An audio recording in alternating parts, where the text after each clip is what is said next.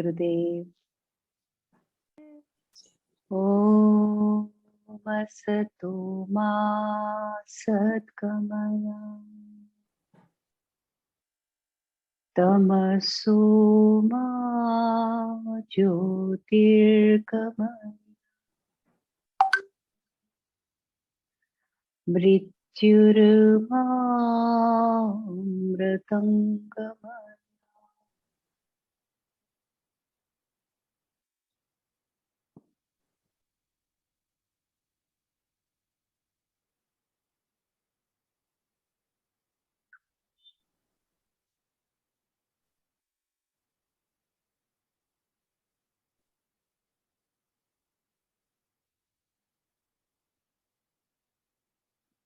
पिछले सप्ताह हमने देखा अद्भुत कहानी जिसके द्वारा इस सत्य को दर्शाया जा रहा है कि मनुष्य में वो क्षमता है कि वो अपनी इच्छा शक्ति को अपने संकल्प और तप से दृढ़ कर सकता है। ईश्वर ने जैसे ये सृष्टि रच डाली है, अपने ही स्वरूप को दीवार बनाकर उस पे ये पूरी तरह तरह के रंगों से भरी हुई सृष्टि बनाई है और हम सब उसको अनुभव करते हैं। इसीलिए कई बार ये प्रश्न उठता है कि इसे झूठ कौन कह सकता है, इसे स्वप्न कौन कह सकता है। स्वप्न तो ऐसा है कि जिस व्यक्ति को आता है केवल उसको अनुभव होता है, और दुनिया दुनिया हम सब अनुभव कर रहे हैं। तो उसके पीछे ईश्वर की असीम शक्ति का हमें भान होना चाहिए।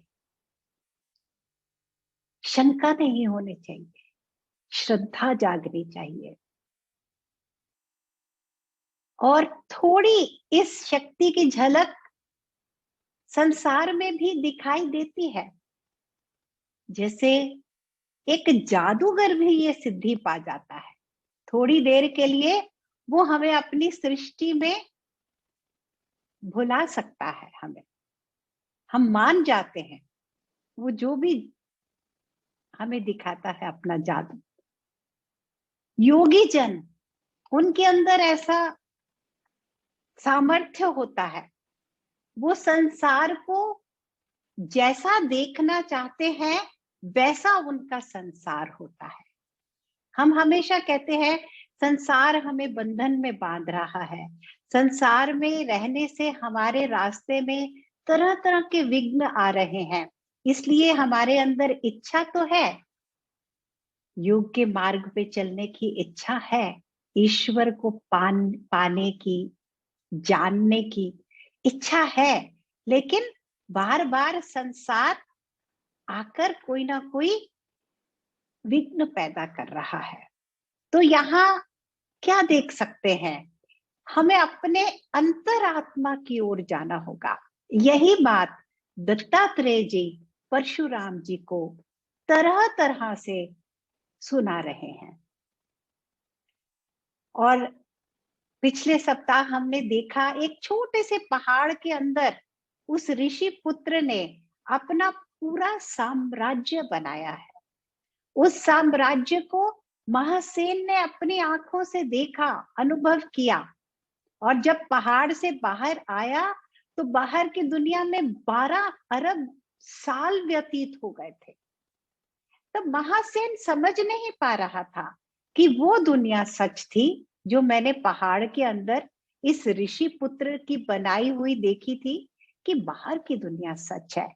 और वहां एक ही दिन बीता था और बाहर 12 अरब वर्ष बीत गए। तो ऐसा देखकर कोई भी व्यक्ति समझ नहीं पाएगा, कैच नहीं कर सकता। तब ऋषि पुत्र ने यही कहा कि संसार में, ये बहुत अहम बात है, इसको हम सबको बड़े ध्यान से अंदर कहीं अपने अंदर इस बात को समझना है गहराई से, कि इस संसार में स्थान, काल, परिस्थिति, वस्तु, व्यक्ति, जैसी भावना हम उसके प्रति करेंगे वैसी ही प्रतीति होगी। कहते हैं ना, जाकी रही भावना जैसी, प्रभु मूरत दिन देखी तैसी। तो किसी को तो ईश्वर का अनुभव होकर भी नहीं होता। कहते हैं ना, भगवान ने भी जब जन्म लिया तो बहुत कम लोग थे जो भगवान का अनुभव कर पाए, उनकी दिव्यता का, कि वो भगवान है। और कुछ लोग होते हैं जिन्हें पत्थर में भी भगवान मिल जाता है। तो भावना की बात है यहाँ पर, भावना ही अहम है। तो भावना को कैसे सिद्ध कर सकते हैं, शुद्ध कर सकते हैं? तो ऋषि पुत्र ने कहा मैंने यही भावना की थी कि इस पहाड़ के अंदर मेरा इतना विशाल असीम साम्राज्य हो जाए। और मैंने अपने काल को इस तरह देखा कि जो ब्रह्मा जी ने जो भावना की थी, वहां 12 अरब वर्ष बीते और मेरी सृष्टि में एक ही दिन बीता। मेरी ऐसी भावना थी, इसलिए आपको ऐसा अनुभव हुआ। लेकिन परमार्थ दृष्टि से, तत्व दृष्टि से अगर देखा जाए तो दोनों ही चेतना का ही, चेतना के कारण ही हम जो भी देख रहे हैं। और ज्ञान एक ही है, परम ज्ञान, परम चैतन्य, वो सबका एक ही है। चाहे सपने में हम कुछ देख लें, चाहे जागृत अवस्था में संसार में कुछ भी अनुभव करें। अब मैं जो अनुभव करती हूँ, आप जो अनुभव कर रहे हैं, कोई तालमेल ना हो शायद, लेकिन जिस शक्ति से हम सब अनुभव करते हैं वो शक्ति एक ही है। तो इसीलिए ऋषि पुत्र कहते हैं, तत्व दृष्टि से तो कोई अंतर नहीं।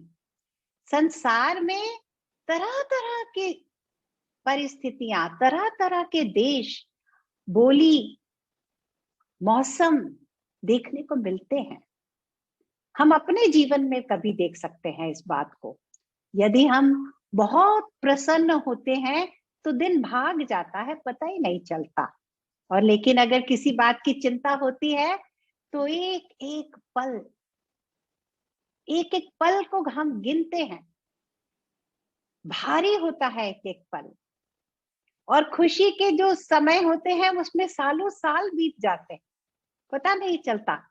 इसीलिए जब भी अपने जीवन को देखते हैं ना, कहते हैं अरे जैसे fleeting, life is just flowing.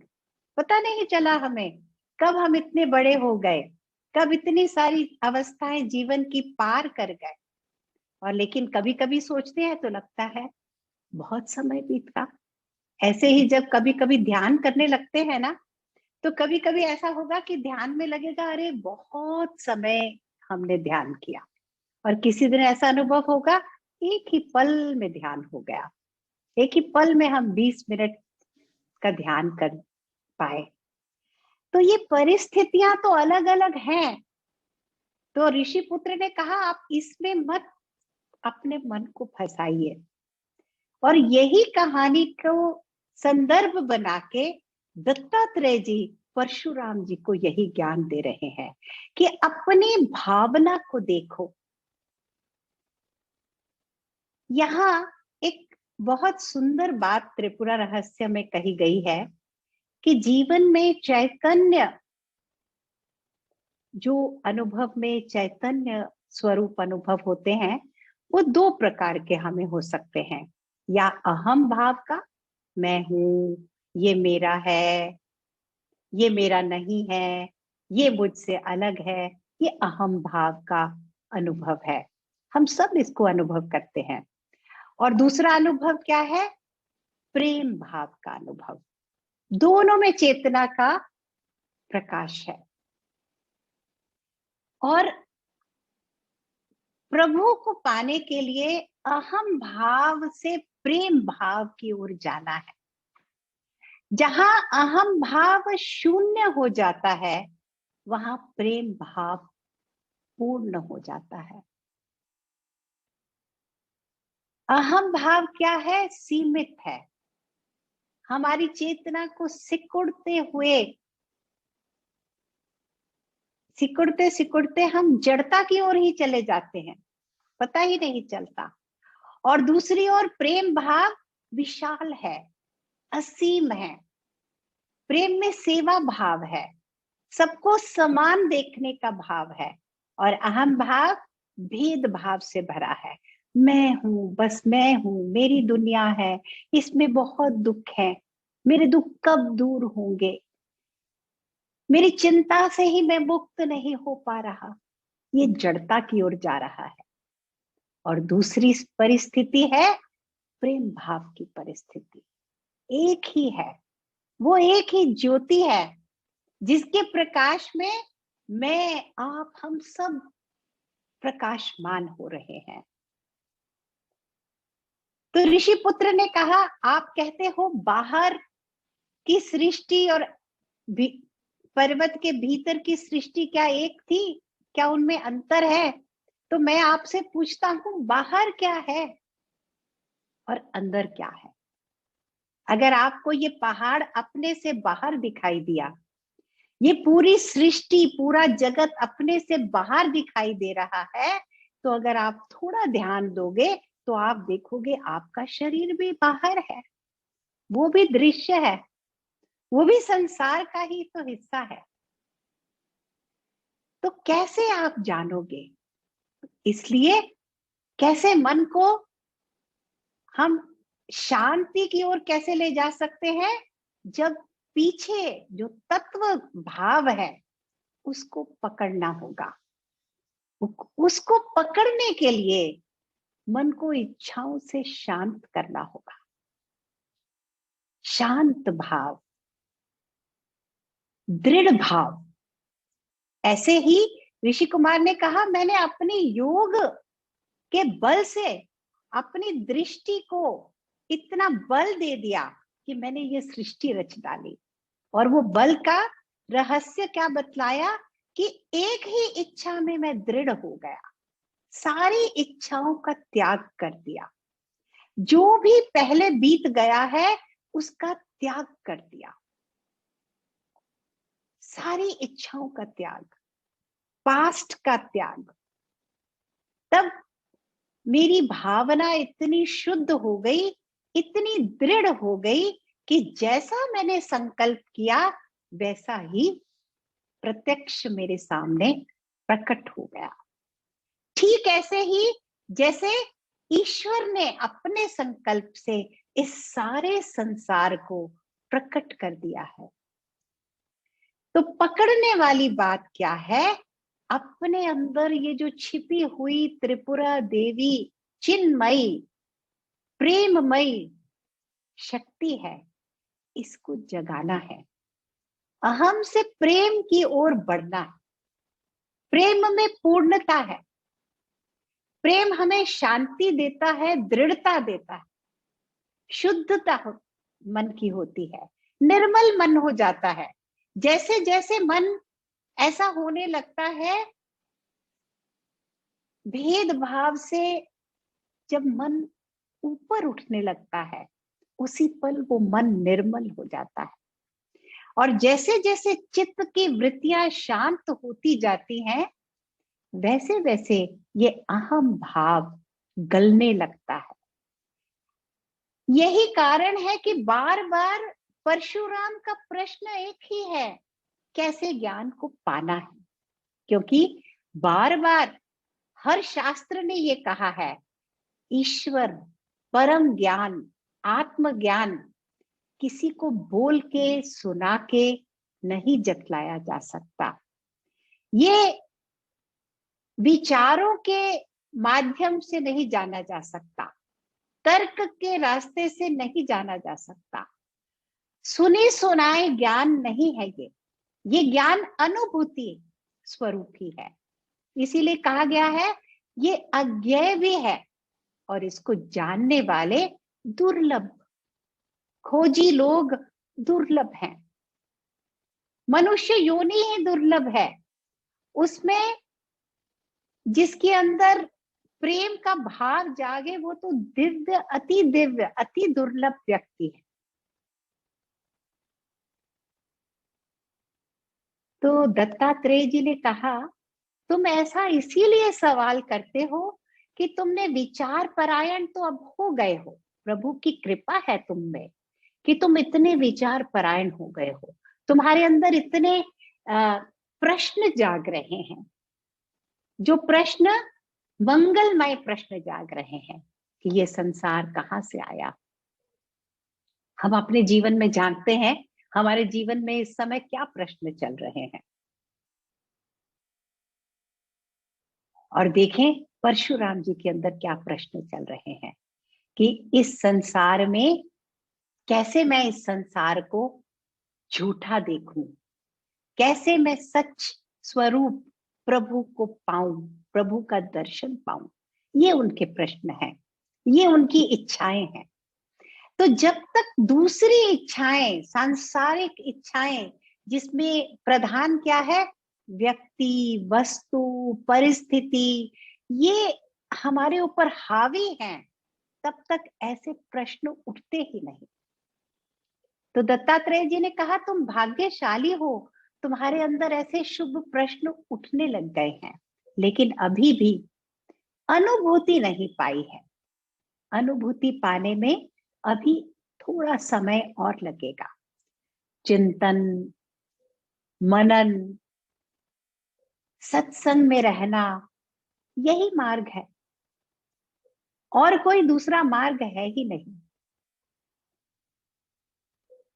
तब दत्तात्रेय जी ने एक और बड़ी सुंदर कहानी परशुराम जी को सुनाई। तरह तरह की कहानियां सुनाई जा रही हैं। कहानियों का यही गुण है कि बड़े सरलता से हम उनको अंदर की तरफ उतार सकते हैं, अंतर्मुख कर देती हैं ये शास्त्रों की कहानियां। कहीं ज्ञान को दर्शाने की इनके अंदर शक्ति है, अनुग्रह है। तो इन कहानियों को भी बड़े प्रेम से सुनना चाहिए। तो अब दत्तात्रेय जी ने कहा कि एक बार विदेह नगर में एक राजा थे, उनका नाम था जनक। वो बहुत सिद्ध पुरुष थे, परम ज्ञानी थे, सत का अनुभव पाया हुआ था, और धर्म के मार्ग पर चलते हुए सब संसार के कर्मों को भी करते रहते थे, व्यस्त भी रहते थे। तो एक बार एक बहुत बड़ा यज्ञ उन्होंने किया, जिसमें सारे ब्राह्मण समाज को आमंत्रित किया गया, और यज्ञ चल रहा था। उसी समय वरुण जी देवता एक बहुत बड़ा यज्ञ करने का संकल्प करा। तो वहां भी आमंत्रण जा गया इन्हीं ब्राह्मणों को। लेकिन ब्राह्मण लोग राजा जनक से बहुत प्रेम करते थे, राजा जनक उन्हें बहुत आदर देते थे, प्रसन्न रखते थे। तो वो राजा जनक के यज्ञ में, उनके महल में चले गए। तब वरुण के जो पुत्र थे वो एक ब्राह्मण का रूप लेकर उस सभा में आए और कहा कि ऐसी सभा में मैं क्यों आ गया, यहाँ तो ऐसे चील कौवे जैसे मूर्ख लोगों की सभा है, कौन कहता है ये ब्राह्मणों की सभा है। तो ऐसा कहकर उन्हें ललकारा। तो ब्राह्मणों ने कहा, तुम ऐसे हमें अपमानजनक वचन कहते हो, ऐसा कौन सा ज्ञान है जो तुम्हें है, तो हमारे साथ शास्त्रार्थ करो। तो वो शास्त्रार्थ करने में बहुत चतुर था वरुण का पुत्र। ये चतुराई बहुत लोगों में आती है, वाक चतुराई। तो उसने शास्त्रार्थ करने में सबको हरा दिया, और उसने पहले शर्त लगाई थी कि जो हारता जाएगा उसे मैं जाकर समुद्र में, सागर में डुबो दूंगा। तो अगर आप तैयार हो इस शर्त पे तो मैं आपसे शास्त्रार्थ करूंगा। तो ब्राह्मणों को, उनके पास कोई चॉइस नहीं थी, एक्सेप्ट करना पड़ा इस चैलेंज को। तो सबको उसने जाकर सागर में डुबो दिया हराकर। और वहां से वरुण देवता के दूत उन्हें वहां वरुण लोक में ले गए और वहां यज्ञ में बिठा दिया, वहां उन्हें प्रसन्न कर दिया। तो ब्राह्मण देवता वहां भी प्रसन्न हो गए। ब्राह्मण देवता को प्रसन्न जो भी करे वो वही प्रसन्न भी हो जाते हैं। और एक ब्राह्मण थे कहोल, उनके पुत्र को जब पता चला कि मेरे पिता को सागर में डुबो दिया, एक वरुण जी के पुत्र ने आकर, वो बहुत होशियार थे, उनका नाम था अष्टावक्र। वो भी बहुत चतुर थे, सबसे चतुर थे, शास्त्रार्थ करने में, बात करने में, वाक चतुराई में। तो उन्होंने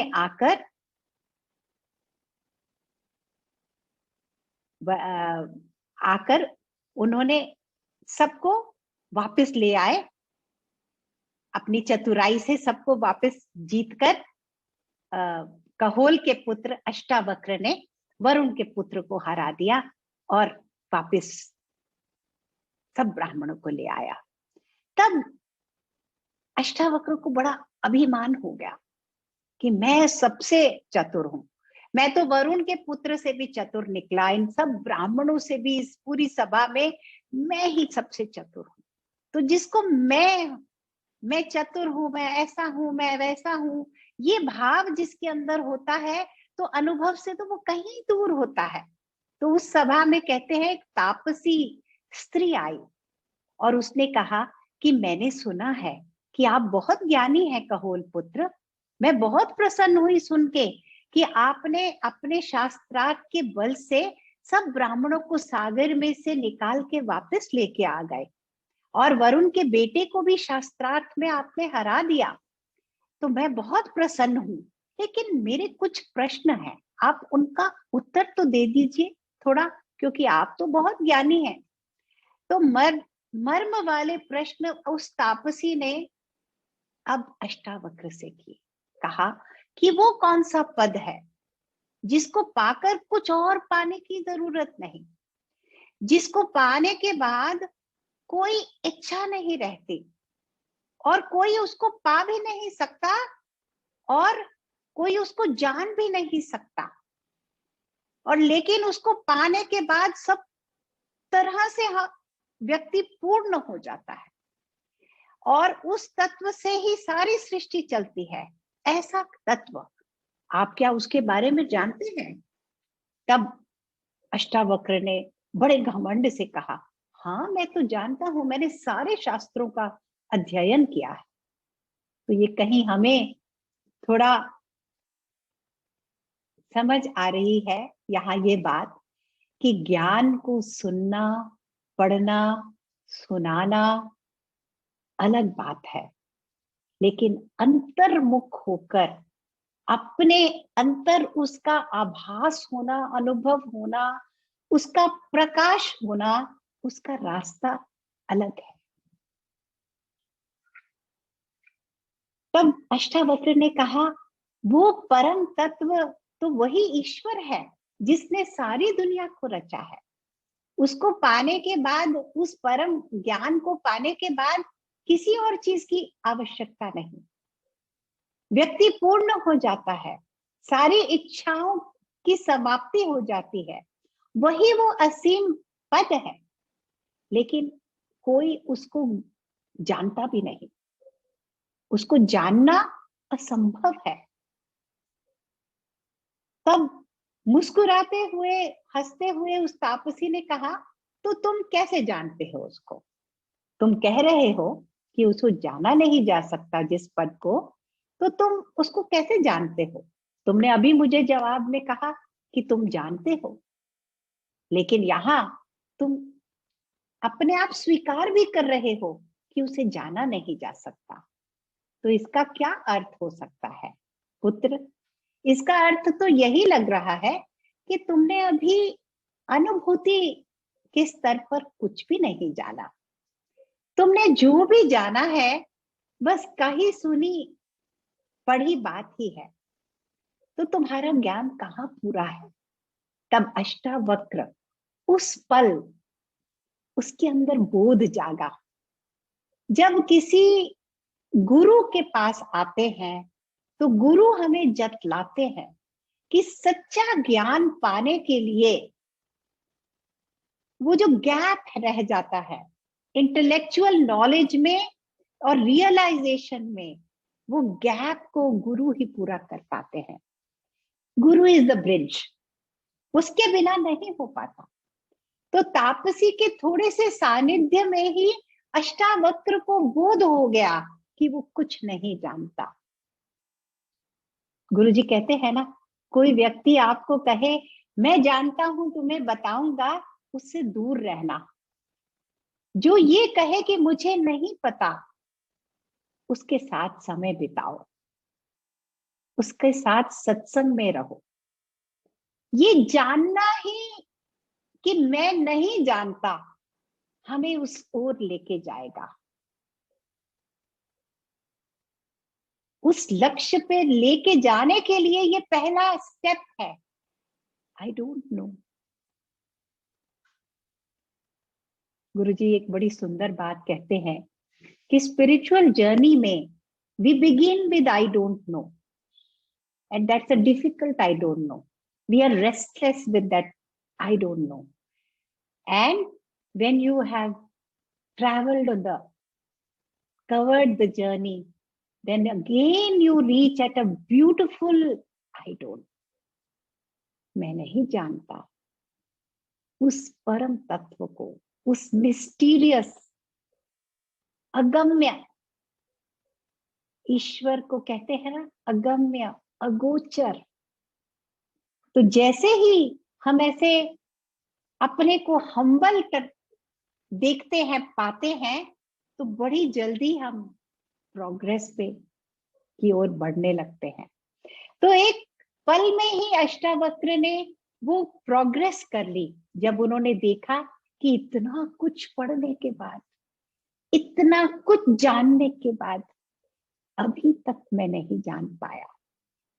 तो तापसी ने बड़े ही सुंदर भाव से उस गैप को ब्रिज किया। कहा जब अंतर्मुख हो जाओगे, जब अहम भाव से प्रेम भाव में चले जाओगे, इस पूरे जगत से परे उस तत्व को प्रेम से, परम त्याग से, गुरु के सानिध्य से ही पाया जा सकता है। और इस तत्व को यहाँ पर जानने वाले केवल दो व्यक्ति हैं, मैं और राजा जनक। तो एक बार तो तुमने मेरे साथ ये सुंदर प्रसंग वार्तालाप सुना है, लेकिन इसको बार बार सुनना पड़ता है, बार बार सुनना पड़ता है गुरु के पास बैठकर। तो राजा जनक से भी पूछो, वो भी तुम्हें इस सत्य की ओर बढ़ाएंगे, आगे लेके जाएंगे। इसीलिए इस तत्व को कहा गया है कि इसे जाना नहीं जा सकता, केवल ज्ञान से नहीं जाना जा सकता, तर्क से नहीं जाना जा सकता, लेकिन जिन्होंने इसको जाना है,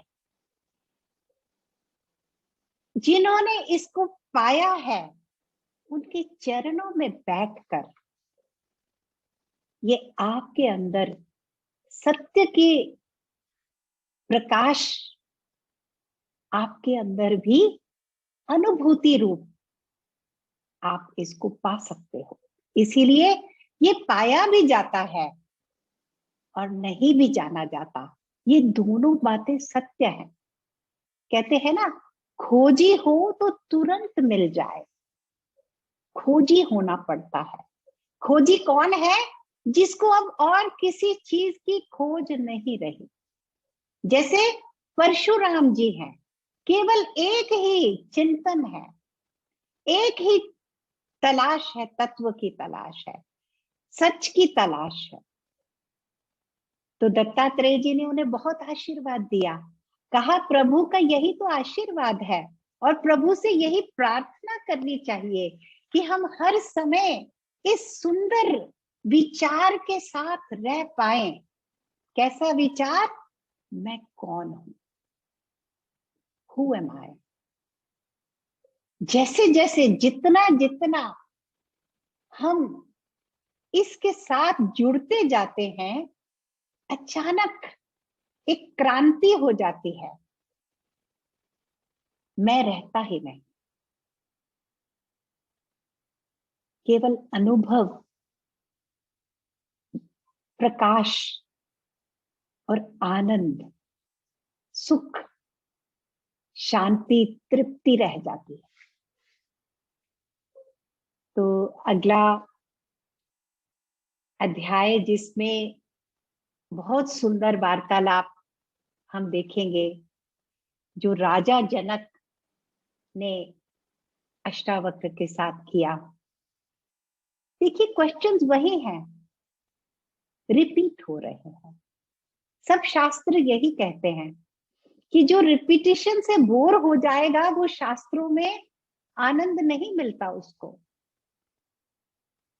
इसके लिए हमें तैयार होना है। यही बात तापसी जी ने हमें बताई है कि एक बार, केवल एक बार सुनने से नहीं होगा, बार बार, बार बार बलि जाऊं, बार बार इसी की स्मृति में रहना है। तो दत्तात्रेय जी परशुराम जी को कहते हैं, ये स्मृति इतनी सुंदर है, इतनी दिव्य है, उसके अंदर इतनी शक्ति है कि जब भी तुम इस स्मृति को जगाओगे तुम अनुभव करोगे। केवल स्मृति से ही बहुत कुछ हो जाता है। केवल विचार परायण होने से ही धीरे धीरे धीरे धीरे दीवारें हैं, वासनाओं की दीवारें हैं, गलती जाती हैं, गलती जाती हैं। और कहते हैं जब चित्त और चित्त की वासनाएं गल जाती हैं तो अहम भाव नहीं रह पाता। अहम भाव क्योंकि इन्हीं वासनाओं पे खड़ा है हमारा, और अहम भाव को गलने से ही हम उस भाव की ओर जाएंगे जो हमें पूर्णता देगा, जो हमें अनुभूति देगा। और वो तभी होगा जब गुरु के साथ रहेंगे। तो यहां हम एक बार और बार बार देखते हैं, गुरु के बिना गति नहीं।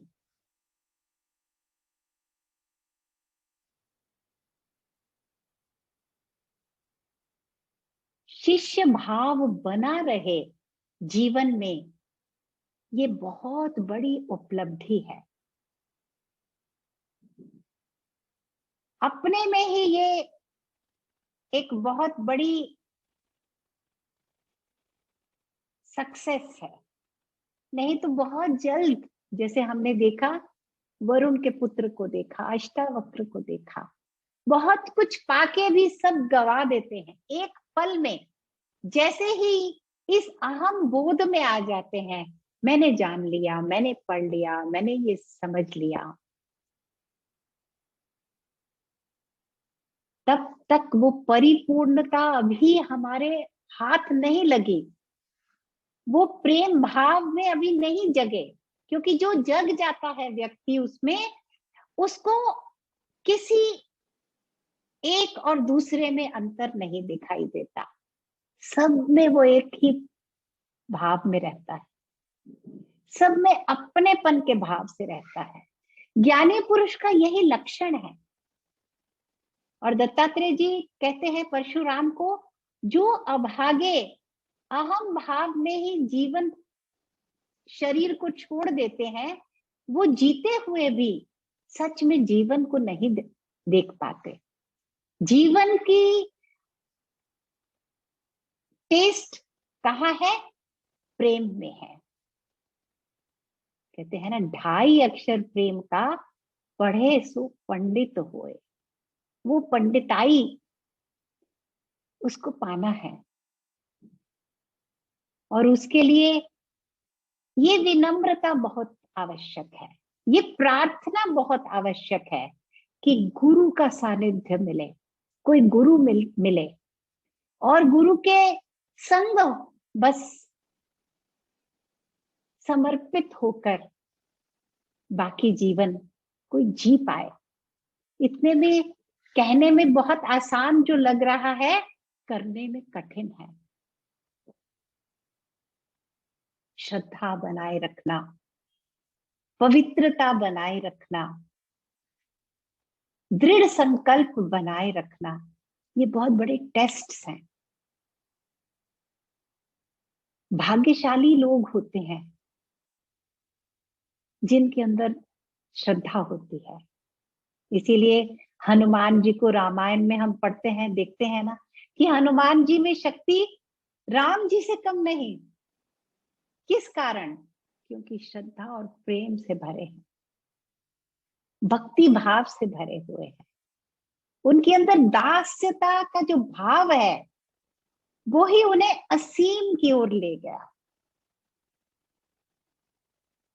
मैं प्रभु का दास हूं, मैं बहुत छोटा हूं, प्रभु बहुत बड़े हैं।